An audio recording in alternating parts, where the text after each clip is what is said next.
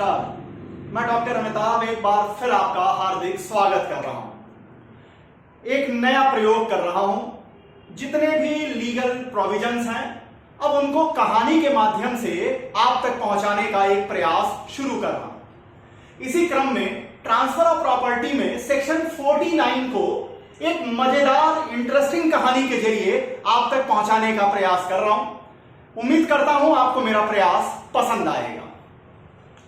रमेश नाम का एक व्यक्ति थे। रमेश जी के पास एक डबल स्टोरी बिल्डिंग थी।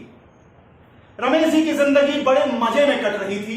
वो अपने मां, पत्नी और बच्चों के साथ खुशी खुशी करीमगंज जो कि कछार डिस्ट्रिक्ट में है, इसी सिलचर के ही रीजन में आता है, उसमें वो रहते थे। हर सब कुछ बहुत खूबसूरती के साथ चल रहा था। इसी बीच जिंदगी में उठापो होती है, एक उथल पुथल आती है। उनकी मां को कैंसर डिटेक्ट होता है और डॉक्टरों का कहना है कि कैंसर की ये 3rd स्टेज है और इसको मां को बचाने के लिए 15 से 20 लाख रुपयों की जरूरत होगी।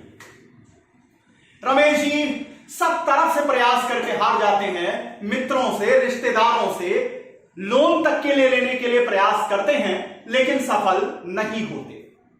अब उनके पास सिर्फ एक ही सहारा था कि वो अपना मकान बेच दें और उस मकान पर जो उनकी पूरी जिंदगी की कमाई से उन्होंने बनाया था, उसका हर साल वो इंश्योरेंस करवाते थे ताकि संपत्ति सुरक्षित रहे। इतनी मोहब्बत थी रमेश जी को अपने उस 2 तल्ला मकान के साथ, डबल स्टोरी बिल्डिंग के साथ। लेकिन वक्त के हाथों सभी मजबूर होते हैं। रमेश जी भी मजबूर हो गए। रमेश जी ने दिल पे पत्थर रख करके उस मकान को दिनेश को बेच दिया ताकि अपने मां का इलाज करा सकें।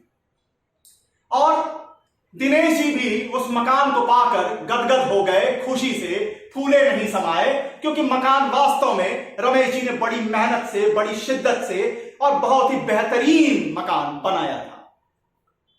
अब दिनेश उस मकान में शिफ्ट कर जाते हैं, खुशी खुशी अपने परिवार के साथ रह रहे होते हैं। उस मकान को खरीदने से 1 महीने के अंदर ही उस मकान में शॉर्ट सर्किट से आग लग जाती है और मकान का एक सब्सटेंशियल हिस्सा क्षतिग्रस्त हो जाता है, इंजर्ड हो जाता है। अब दिनेश के सर पे मानो कि संकट का एक पहाड़ सा टूट गया। अब दिनेश को समझ में नहीं आ रहा था वो करें तो क्या करें। लेकिन तभी उसे कहीं से पता चला कि जो इस मकान का मकान मालिक था, मतलब रमेश, उसने इस मकान का इंश्योरेंस करवा रखा था, फायर इंश्योरेंस उन्होंने ले रखा था। अब दिनेश को थोड़ी सी आस आती है कि शायद उसकी जान बच सकती है, शायद ये प्रॉपर्टी को वो फिर से बना सकता है। दिनेश रमेश के पास पहुंचता है और कहता है कि आपने जो फायर इंश्योरेंस की पॉलिसी ली है उसमें क्लेम ले लीजिए और लेकर के मेरी मदद कर दीजिए। रमेश एक तो अपना मकान बेचने से ही बहुत ज्यादा क्षुब्ध था, बहुत ज्यादा फ्रस्ट्रेट था। दूसरे अपनी मां की बीमारी से भी दिन रात वो तिल तिल मर रहा था।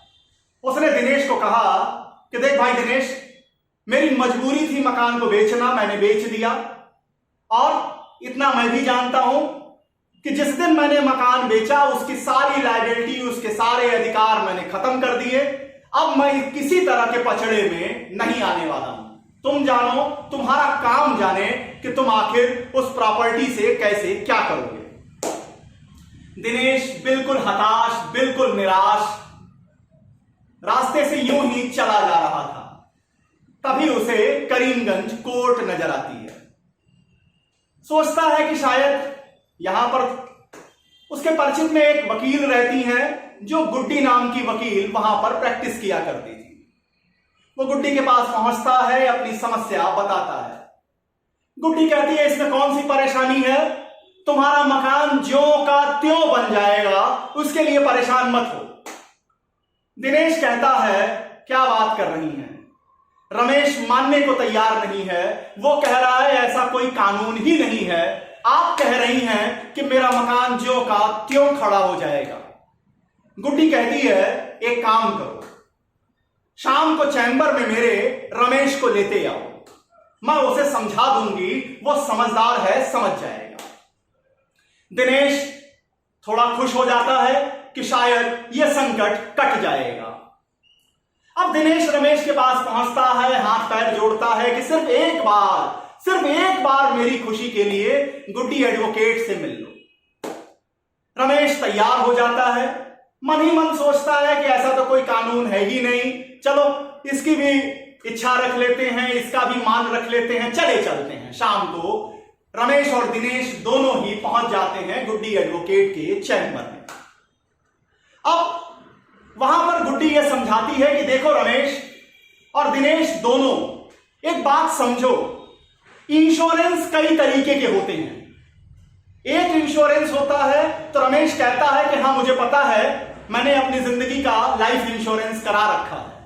गुड्डी कहती है समझा रही हूं, समझ लो कि जिंदगी में कई तरह के आपको इंश्योरेंस देखने को मिलते हैं।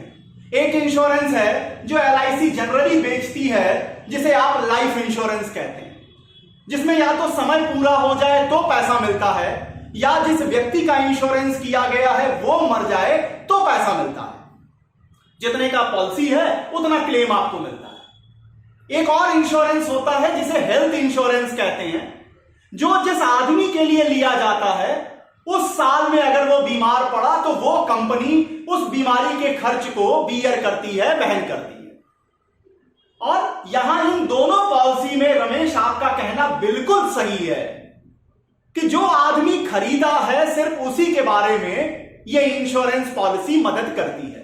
लेकिन अगर कोई किसी ने फायर इंश्योरेंस खरीदा है, अगर किसी ने मेराइन इंश्योरेंस खरीदा है, तो फायर इंश्योरेंस पॉलिसी या मेराइन इंश्योरेंस पॉलिसी आदमी के साथ नहीं की जाती है, ये प्रॉपर्टी के साथ की जाती है।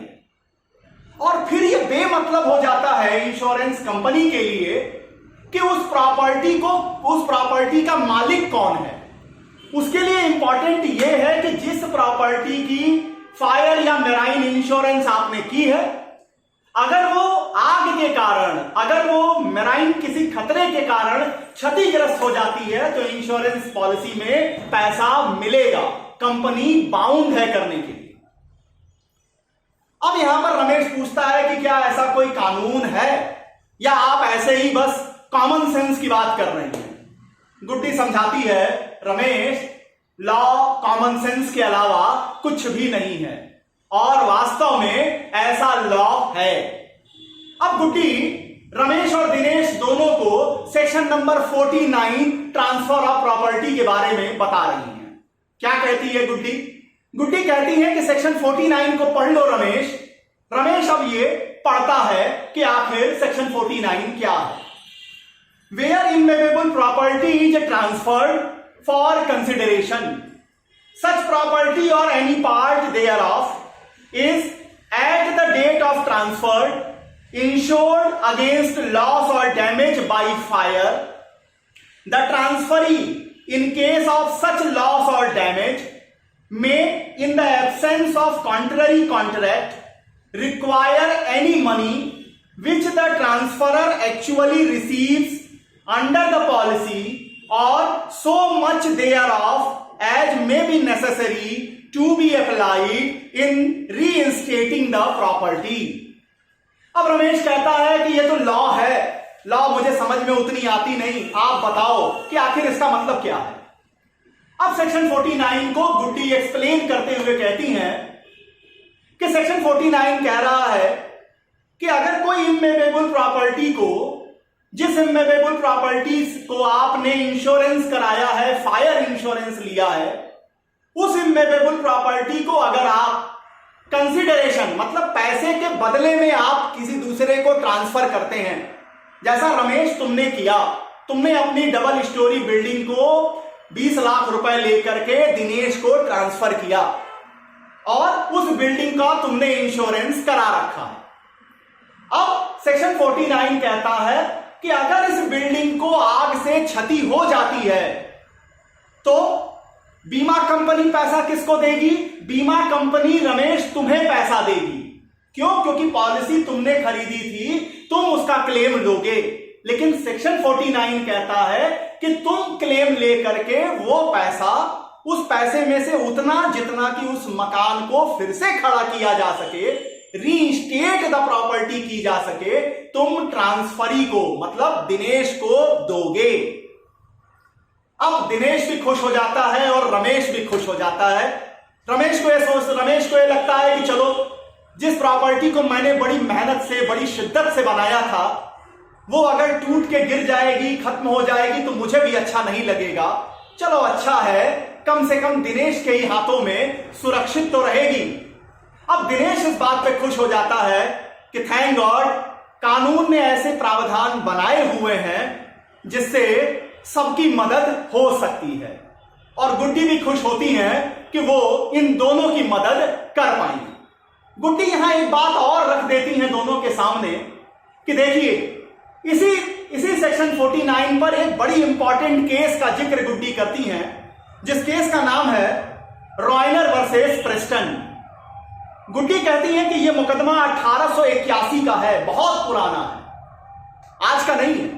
1881 में एक लॉर्ड जस्टिस जेम्स पाए जाते थे और जेम्स ने यह कहा कि जो खरीदार होता है किसी प्रॉपर्टी का, इक्विटी उसी को ओनर मानती है, और अगर उस प्रॉपर्टी से रिलेटेड कोई भी बेनिफिट बेचने वाले के पास है तो बेचने वाला ट्रस्टी की भूमिका में होगा। मतलब ट्रस्टी का क्या मतलब है? ट्रस्टी का मतलब है कि आपकी जिम्मेवारी बनेगी कि आप उस बेनिफिशियरी को, उस ओनर को वो फायदा पहुंचाएं। तो इसलिए रमेश भाई, आप बाउंड हैं, आपकी जिम्मेदारी बनती है कि आप बीमा कंपनी से क्लेम लीजिए और उतना पोर्शन, उतने पैसे का भुगतान दिनेश भाई को करिए जिससे दिनेश भाई उस बिल्डिंग को फिर से रीइंस्टेट कर सके। तो इतनी कहानी रही सेक्शन नंबर 49 को लेकर के। अगर आपको मेरे ये कहानी के माध्यम से लॉ को समझाने का प्रयास अगर आपको पसंद आ रहा है तो कमेंट बॉक्स में कमेंट जरूर करिएगा, कमेंट करके जरूर बताइएगा कि क्या इसी सिलसिले को और सेक्शंस के साथ मैं शुरू करूं। आपके कमेंट्स का इंतजार रहेगा। Transfer of property lecture series में देखिए, जो भी लेक्चर सीरीज मैं चला रहा हूं, इसका उद्देश्य क्या है? इसका उद्देश्य एक ही है कि जो भी लोग लॉ की दुनिया में तैयारी करने के माध्यम से हैं या पढ़ रहे हैं, या सामान्य जन जो कानून को अपनी भाषा में समझना चाहते हैं, उन तक अपनी बात पहुंचा सकें। और अगर इस मिशन में आप मेरे भागीदार हो जाएं तो इसमें फिर क्या कहा जाए, सफलता के 4 चांद लग जाएंगे। तो आपसे विनम्र निवेदन है कि इस चैनल को खुद सब्सक्राइब करें और इस वीडियो को जितना हो सके फेसबुक पे, व्हाट्सएप पे, जहां आप कर सकते हैं, शेयर जरूर करें। ट्रांसफर ऑफ प्रॉपर्टी में एक नई कहानी के साथ फिर आपके साथ उपस्थित होऊंगा। तब तक के लिए बहुत बहुत धन्यवाद। नमस्कार।